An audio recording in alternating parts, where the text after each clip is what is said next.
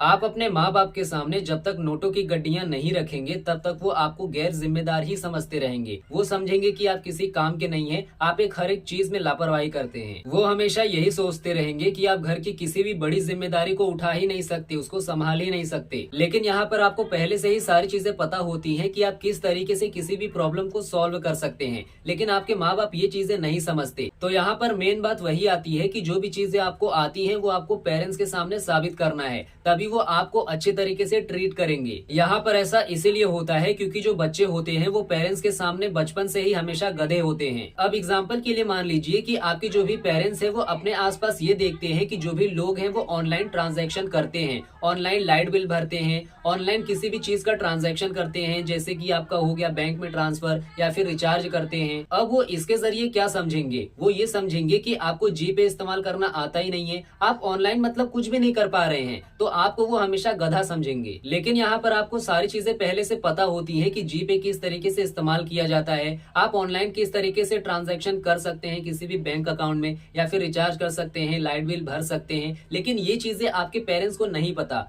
क्यों? क्योंकि आप उनके सामने ये चीजें करके ही नहीं बताते हैं। वो इसलिए क्योंकि आप सारे काम पहले से ऑफलाइन मोड में करते थे, आप ऑनलाइन मोड में ये चीजें करते ही नहीं थे, इसलिए उनको आपके ऊपर भरोसा नहीं है। तो यहाँ पर यही सारी चीजें आपको अपने पेरेंट्स के सामने साबित करनी पड़ेगी ताकि वो आपके ऊपर भरोसा कर पाए। सो आई होप आपको समझ में आया होगा।